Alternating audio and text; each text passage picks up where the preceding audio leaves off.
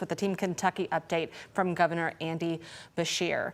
But at this point, as much as we know, that crash from 5:15 yesterday evening resulted in the deaths of at least 9 people. That is the new number from this morning. 16, however, have been reported missing from family members.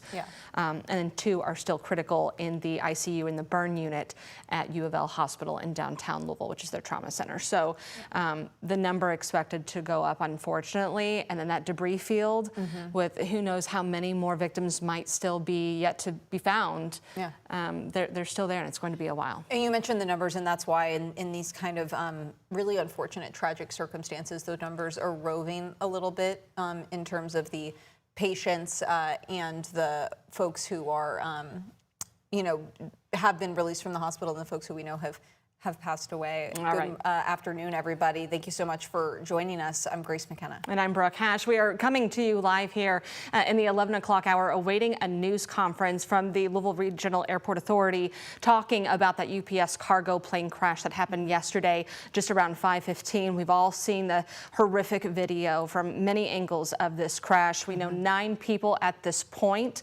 That is the number of confirmed dead, though we've been told by both the mayor and Governor Andy Beshear that number is expected to increase, with 16 people reported missing by family members, and U of L Health telling us that they had 15 people sent to the hospital last night, 13 of whom have been released, but that means 2 are still critical in the burn unit. Yeah, so that is part of why, we're still sort of piecing together who all was involved, how many people were involved, because it's unclear, and why we are going to continue to see those numbers update. That's certainly something that we could get here in just a few minutes with our city officials who are out at the airport authority about to give that update. Hopefully we're starting to get a bigger picture, and hopefully the news is even more people released from the hospital. We hope so. Obviously, our thoughts are with the families who lost loved ones last night, and for the 2 that are very much fighting for their lives in that burn unit.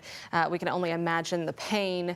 We know NTSB should be in Louisville at any moment. They might be a part of this news conference for all we know. And so we're going to bring that to you live here on the air on WHAS 11 News, as well as on our Plus channel, which we are streaming and have been for the last hour on WHAS 11 Plus. A little bit more details about this plane as we await the news conference. It was headed for Honolulu, Hawaii last night, ready for a 9-hour trip. So it was fuel packed with the jet fuel. Loaded down with thousands and thousands of pounds of fuel, ready to go ahead and make that trip to Honolulu, which of course, like you mentioned a little bit earlier, means this is not a story that just impacts our city.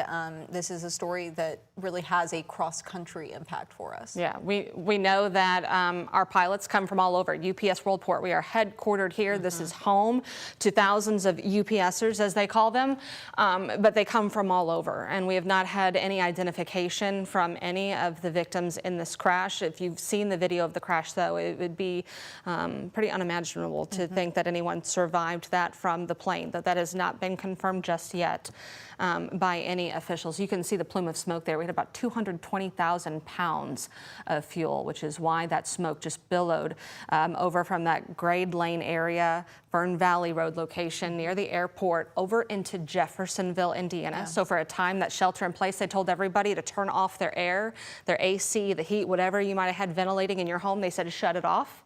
And that did lift for a while, but now there's still a quarter of a mile shelter in place just around the radius around the airport. And that is also an area that folks are being asked to avoid today. They have that Grade Lane and Fern Valley Road area shut down while investigators and first responders are still on the scene. Because again, like you mentioned, this is just how impactful that fire on the plane was, that first responders have been on the scene ever since, trying to get a hold of that scene, trying to get everything under control, keep control of it, and why it is so important, folks. If you frequent that Grade Lane area, we know it's a big industrial area. A lot of semi-drivers have to go through that area for their work.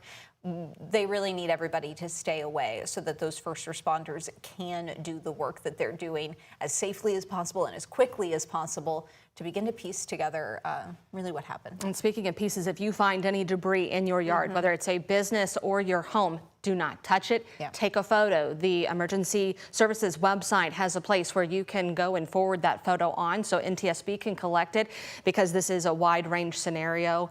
It took up a whole city block essentially, not just on the runway, but it went through some major buildings. Total hits to Kentucky Petroleum Recycling, which of any kind of building you do not want a plane to crash into. And then Grade A Auto Parts at one point had maybe some customers or employees unaccounted for. We're kind of hearing some discrepancies there. That is a question today I want to ask, is if every one of those employees have been accounted for.